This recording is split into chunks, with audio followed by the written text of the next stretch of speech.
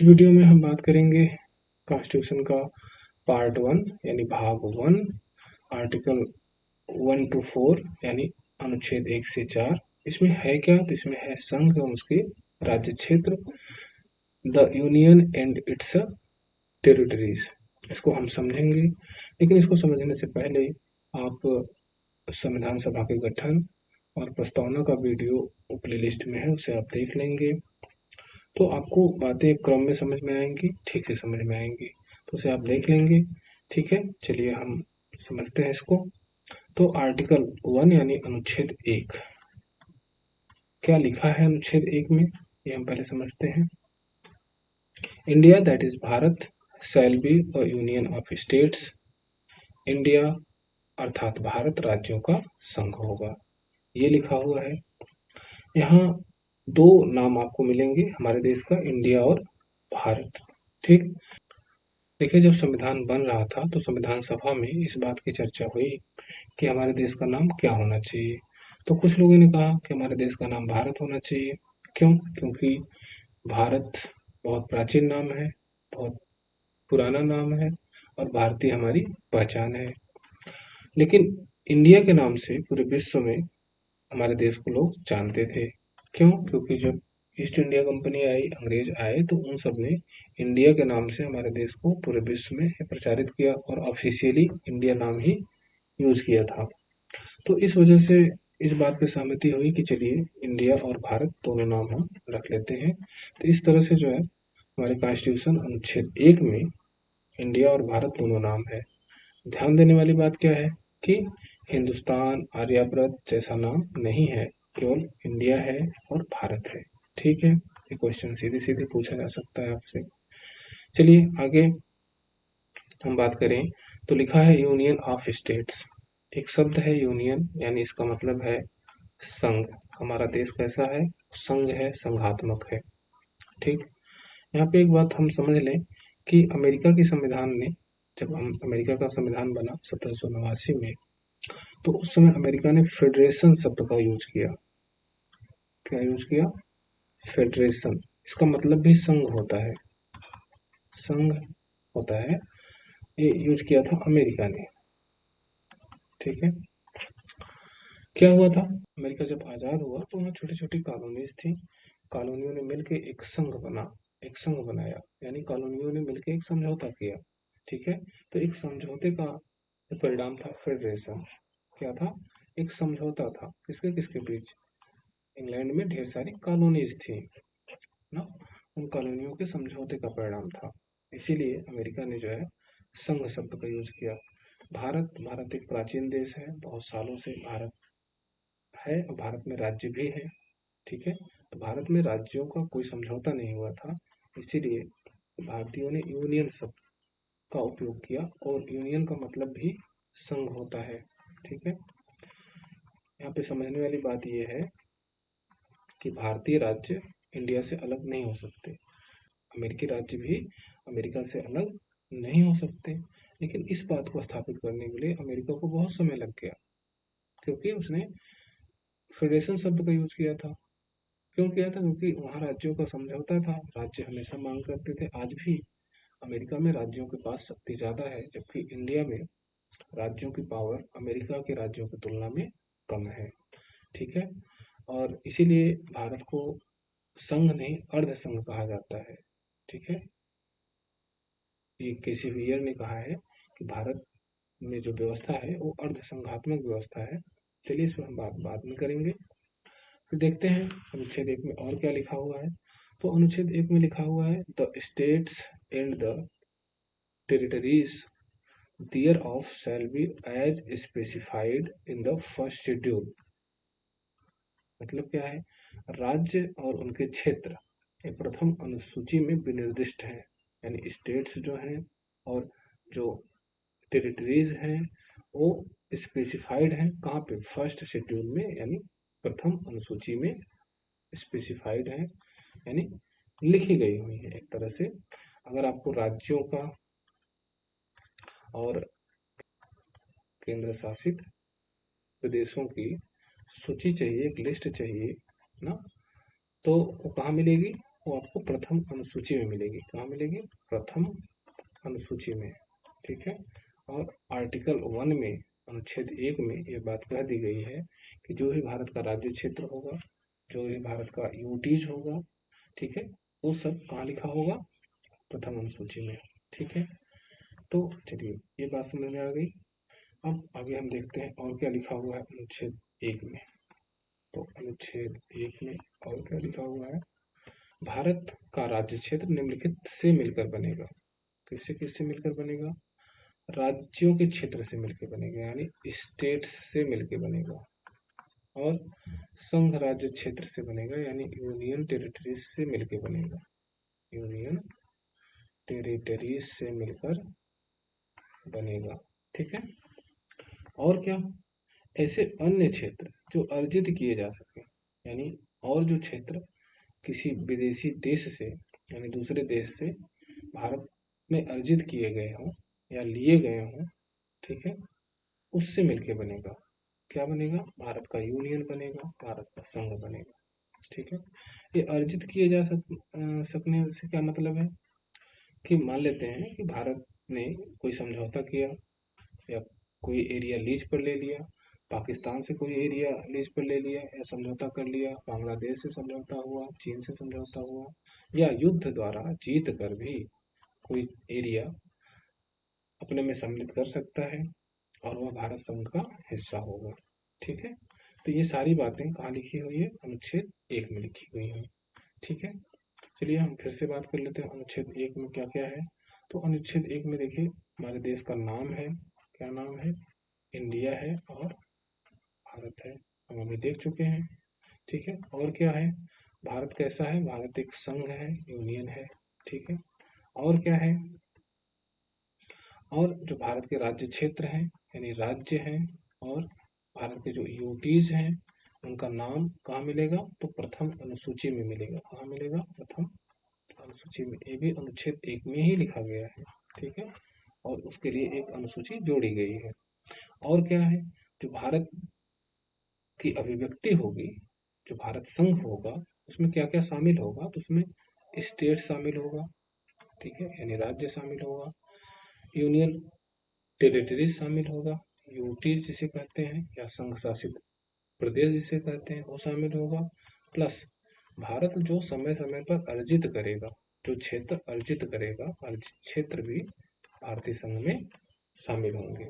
ठीक है। यानी ये भारत है और कोई एरिया जीत लिया या कोई एरिया किसी से समझौते में ले लिया, बांग्लादेश से ले लिया, तो भी भारत संघ का हिस्सा होगा। और भारत संघ का हिस्सा होने के बाद भारत से अलग नहीं हो सकता। आइए हम देखते हैं आर्टिकल 2 क्या है।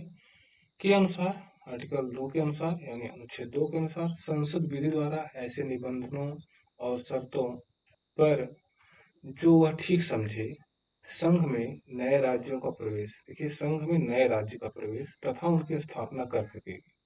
पहली बात तो संसद क्या कर सकती है? संसद देखिए विधि द्वारा कर सकती है। क्या कर सकती है? हमारे संघ में नए राज्यों का प्रवेश कर सकती है और उसकी स्थापना कर सकती है। अर्थात भारत के संविधान में अनुच्छेद 2 के अधीन संसद को 2 प्रकार की शक्तियां प्राप्त हैं। कौन कौन सी शक्तियां प्राप्त हैं और अनुच्छेद 2 क्या है उसे समझते हैं हम। देखते हैं। संसद नए राज्यों को भारतीय संघ में शामिल कर सकती है। ठीक। यह उन राज्यों से संबंधित है जो पहले से ही विद्यमान है। क्या मतलब है? संसद जो है नए राज्यों को, मतलब कि जो दूसरे देश से या कोई विदेशी क्षेत्र है उसको अर्जित करेगी, ठीक है, तो उसे वह शामिल कर सकती है अपने संघ में।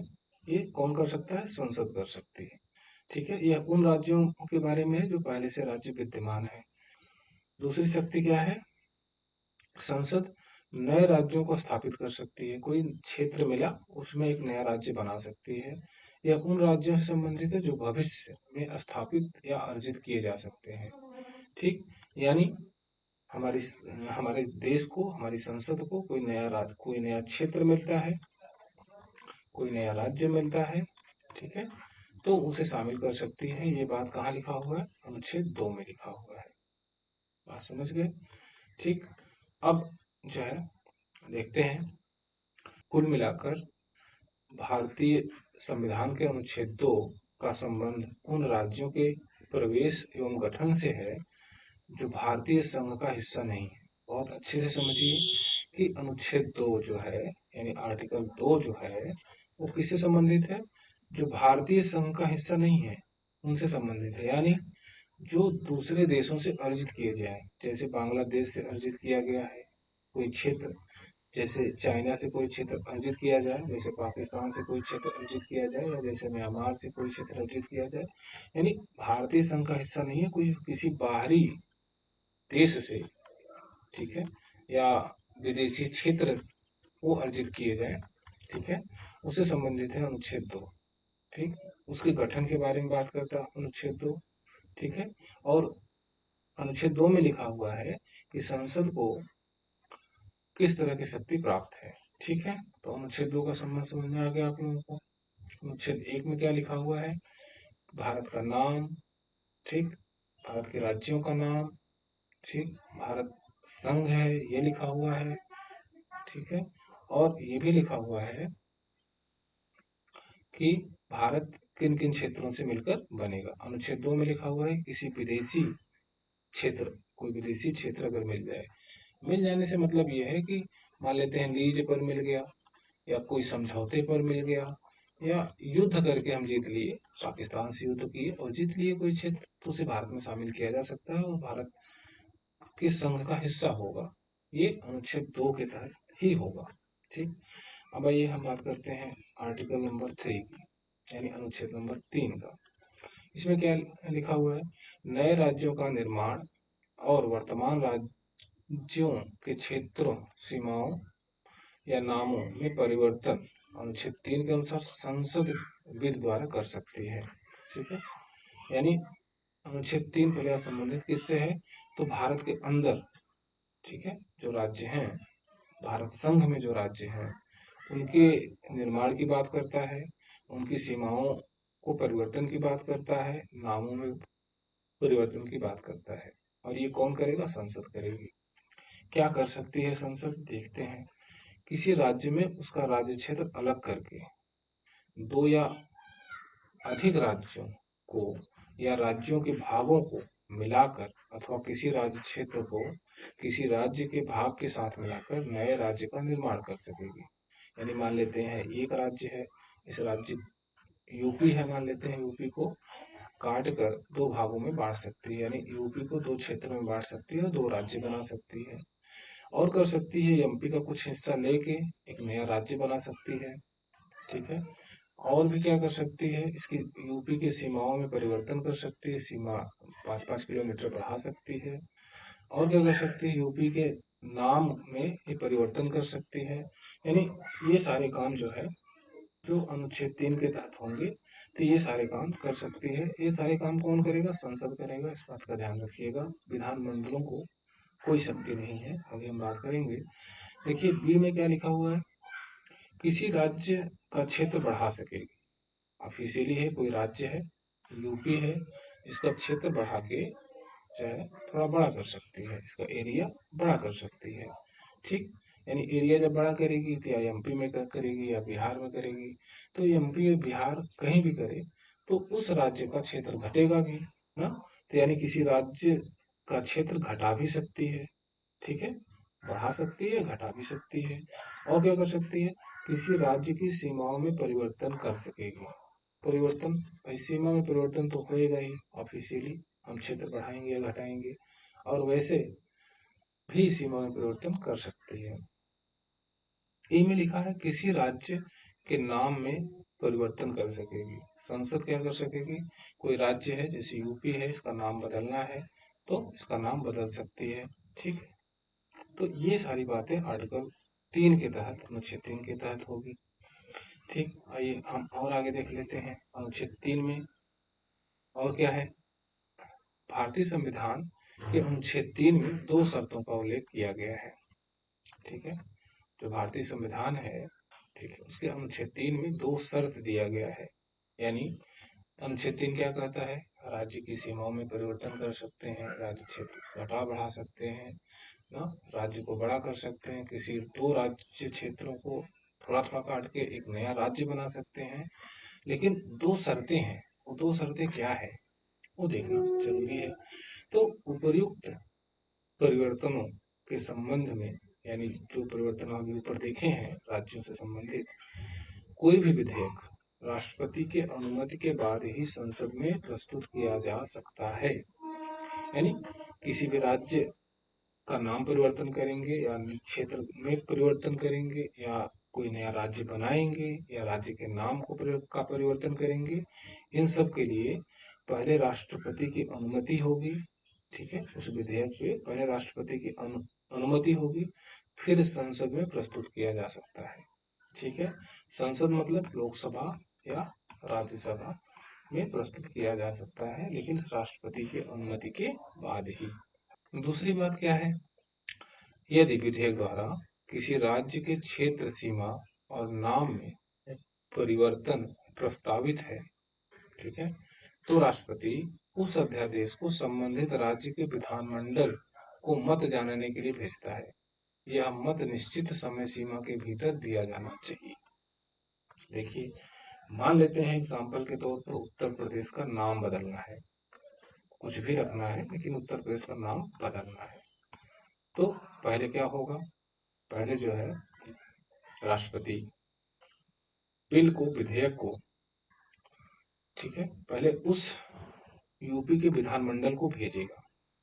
ठीक है, विधानमंडल को भेज देगा कि भाई यूपी का नाम हम बदलना चाहते हैं, हम ये बदलेंगे, राष्ट्रपति भेजेंगे।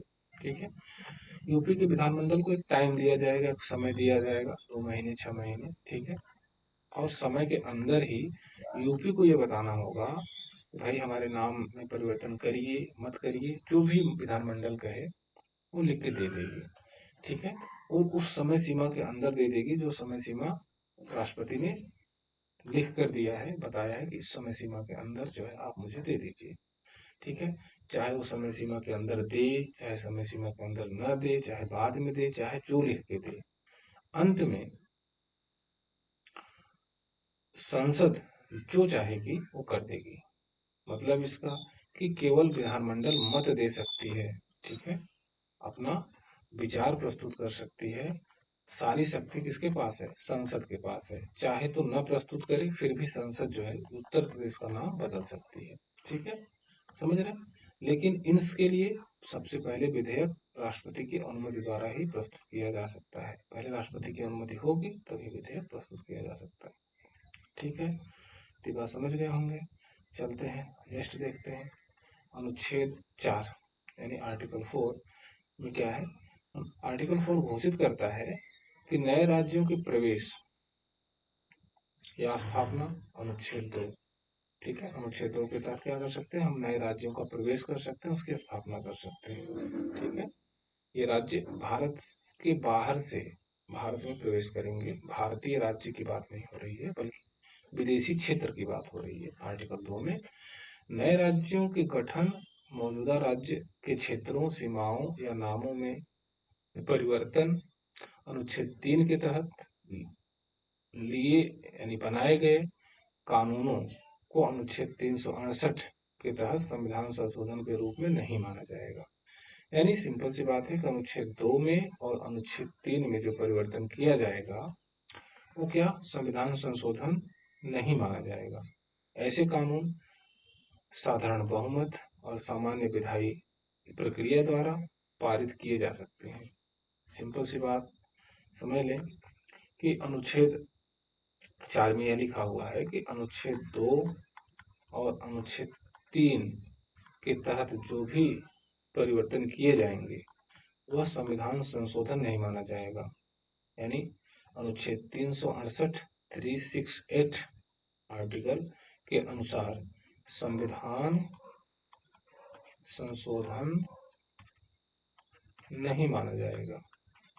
क्यों किया गया ऐसा, ऐसा इसलिए किया गया कि भाई जब हमारा देश आजाद हो रहा था तो बहुत से क्षेत्र अभी भी भारत में सम्मिलित नहीं हो पाए थे। जैसे कुछ देशी रियासतें थी जिसमें जम्मू कश्मीर था, हैदराबाद था, जूनागढ़ था, और कुछ विदेशी क्षेत्र फ्रांसीसी पुर्तगाली भी हमारे यहाँ अपना उपनिवेश बनाए बैठे थे, अपना क्षेत्र बनाए बैठे थे। ठीक, तो उनको भी सम्मिलित करना था। और इन सबको सम्मिलित करने के अलावा जो भारतीय राज्य था उसका पुनर्गठन करना था। ठीक, तो इन सब में ढेर सारी बातें आती, बार बार आती हैं, बार बार संविधान संशोधन नहीं किया जाता, क्योंकि इतना संविधान संशोधन होता कि बहुत ज्यादा हो जाता। ठीक, तो इस वजह से आर्टिकल 2 और 3 में जो भी चेंज किया जाएगा वो संविधान संशोधन नहीं माना जाएगा। और अनुच्छेद 4 में और क्या लिखा हुआ है? अनुच्छेद 4 के तहत पहली अनुसूची और चौथी अनुसूची, ठीक है, चौथी अनुसूची में क्या है? प्रत्येक राज्य द्वारा राज्यसभा के लिए आवंटित सीटों की संख्या है ना, राज्यसभा, लोकसभा और राज्यसभा, तो राज्यसभा के लिए आवंटित सीटों की संख्या है, ठीक है, में परिणामी बदलाव को भी अनुमति देता है। सिंपल सी बात है कि अनुच्छेद 2 है, इसके तहत कोई विदेशी राज्य, मान लेते हैं पाकिस्तान से कोई राज्य ले लिया गया, ठीक है, तो राज्यसभा का एक सीट बढ़ भी जाएगा ना। चौथी अनुसूची में राज्यसभा में एक सीट बढ़ानी होगी, ठीक है, तो अनुच्छेद अनुच्छेद 4 के तहत उसमें सीट बढ़ाई जा सकती है, इसे संविधान संशोधन नहीं माना जाएगा, ठीक है। और दूसरी बात, जब पाकिस्तान से कोई एक एरिया ले लिया गया तो उसे पहली अनुसूची में लिखना ही पड़ेगा, तो लिख भी सकते हैं। कहाँ लिखा हुआ है? अनुच्छेद 4 में लिखा हुआ है। बहुत सिंपल है, ठीक है। और थोड़ा सा समझ लेते हैं, देखते हैं। देखिए, भारत है ना, तो अनुच्छेद 1 में क्या लिखा हुआ है? इस हमारे देश का नाम लिखा हुआ है, क्या लिखा हुआ है? इंडिया लिखा हुआ है और भारत लिखा हुआ है, ठीक है, एक बात। और अनुच्छेद 1 में क्या लिखा हुआ है? और अनुच्छेद 1 में लिखा हुआ है कि भारत कैसा होगा? वो यूनियन होगा, वो संघ होगा, ठीक है। और क्या लिखा हुआ है? और ये लिखा हुआ है अनुच्छेद 1 में कि जो है आ, भारत, हमारा देश जो है किन किन क्षेत्रों से मिलके बनेगा? तो स्टेट्स से मिलके बनेगा, यानी राज्य से मिलके बनेगा, यूटी से मिलकर बनेगा, यानी यूनियन टेरिटरीज से मिलके बनेगा, और जो क्षेत्र अर्जित किए जाए उनसे मिलकर बनेगा, ठीक है। और क्या लिखा हुआ है? और ये लिखा हुआ है आर्टिकल 1 में ही कि जो भी स्टेट होंगे, यूटीज होंगे या अर्जित क्षेत्र होंगे, वो अनुसूची 1 में उसकी लिस्ट मिलेगी, ठीक है, उसकी पूरी सूची मिलेगी, अनुसूची 1 में मिलेगी। इतनी बात तो अनुच्छेद 1 में लिखी गई हुई। अनुच्छेद 2 में, ठीक है, आर्टिकल 2 में, आर्टिकल 2 में लिखा गया है कोई विदेशी राज्य, ठीक है, मान लेते हैं पाकिस्तान, चीन, बांग्लादेश, कहीं से भी कोई एरिया मिल गया, ठीक है, तो अनुच्छेद 2 में हम परिवर्तन करेंगे, यानी कोई विदेशी क्षेत्र मिल गया, ठीक है, या राज्य मिल गया। कैसे मिलेगा? हाँ, समझौते द्वारा, लीज द्वारा, कैसे भी, ठीक है, युद्ध करके जीत लिए, तो वो हम अनुच्छेद 2 के तहत सम्मिलित कर सकते हैं। और अनुच्छेद 3 क्या कर सकता है? अनुच्छेद 3 के तहत क्या होगा? अनुच्छेद 3 के तहत भारत के अंदर राज्यों की सीमाओं में परिवर्तन कर सकते हैं, उनके नाम में परिवर्तन कर सकते हैं, उनका क्षेत्र घटा सकते हैं, बढ़ा सकते हैं, ठीक है, ये सब सारा काम कर सकते हैं। और ये सभी काम कौन करेगी? संसद करेगी। ध्यान दीजिएगा, क्वेश्चन में आता है क्या विधानमंडल भी ये काम कर सकती है? राज्यों के विधानमंडल को शक्ति है? तो राज्यों के विधानमंडल को कोई शक्ति नहीं है, ठीक है, टोटल पावर संसद के पास है, ठीक। संसद ही राज्यों की सीमाओं में परिवर्तन कर सकता है, नाम में परिवर्तन कर सकता है, यानी सारी शक्ति संसद के पास है, ठीक है ना। इससे एक बात समझ में आती है कि राज्यों के पास उतनी पावर नहीं है जो एक संघ में होती है, जो एक संघ में होनी चाहिए। इसीलिए भारत का जो संघ कहा गया है, अर्ध संघ कहा गया है, ठीक है। इस पे हम बाद में बात करेंगे, ठीक। चलिए, इसके आगे जो है नेक्स्ट कुछ मामला है, बेरुवाड़ी संघवाद मामला, जो 1960 में था। इसको देख के आपको और बात स्पष्ट हो जाएगी कि अनुच्छेद 2 में या अनुच्छेद 3 में या अनुच्छेद 4 में क्या है, और संविधान संशोधन कब माना जाएगा, कब नहीं, ठीक है। इसको देख लीजिए, समझिए कि बेरुवाड़ी संघवाद 1960 में उच्चतम न्यायालय ने माना कि अनुच्छेद 3 के तहत संसद की शक्ति भारतीय क्षेत्र को किसी विदेशी देश को सौंपने का प्रावधान नहीं करती है। देखिए, बेरुवाड़ी जो वाद था, ठीक है, उसमें सुप्रीम कोर्ट ने कहा कि अनुच्छेद 3 के तहत सीमाओं में परिवर्तन तो कर सकते हैं, भारतीय राज्यों के नाम चेंज कर सकते हैं, भारतीय राज्यों को बड़ा छोटा कर सकते हैं, कुछ भी कर सकते हैं, लेकिन भारतीय राज्य को किसी विदेशी देश को सौंपने का अधिकार अनुच्छेद 3 नहीं देता। ठीक है, बहुत अच्छे समझ लीजिए, ये प्रावधान नहीं करता। ठीक है। दूसरा, अनुच्छेद 368 के तहत संविधान में संशोधन करके ही भारतीय क्षेत्र को किसी विदेशी राज्य को सौंपा जा सकता है। इसीलिए 9वां संविधान संशोधन हुआ 1960 में, तब जाके बेरूवाड़ी पाकिस्तान को दिया गया। ठीक है, ये पाकिस्तान नहीं है, ये बांग्लादेश है। उस समय ये पूर्वी पाकिस्तान था। ठीक है, बांग्लादेश को बेरूवाड़ी एक एरिया था, वो दिया गया था नेहरू जी के समय। ठीक है, तो उसमें संविधान संशोधन किया गया था, 9वां संविधान संशोधन। यानी इस बात को स्पष्ट हो जाइए कि आर्टिकल 3 में केवल परिवर्तन कर सकते हैं, राज्यों में परिवर्तन कर सकते हैं, किसी राज्य क्षेत्र को किसी विदेशी देश को नहीं दे सकते। ठीक, उसके लिए संविधान संशोधन करना मस्ट है, और वो आर्टिकल 368 में है। ठीक, आगे देखिए, एक मैटर है 1969 का, सुप्रीम कोर्ट ने उसमें क्या कहा। तो 1969 में कहा, भारत और अन्य देश के बीच सीमा निर्धारण विवाद, भारत है और मान लेते हैं पाकिस्तान है, और उसमें सीमा का विवाद है।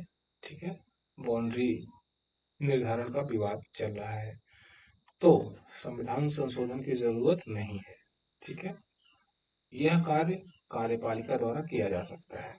और स्पष्ट समझिए कि मान लेते हैं इंडिया है और इधर पाकिस्तान है, इधर ये जो है ये इंडिया है और ये बाउंड्री लाइन है, और बाउंड्री लाइन पर कोई विवाद है।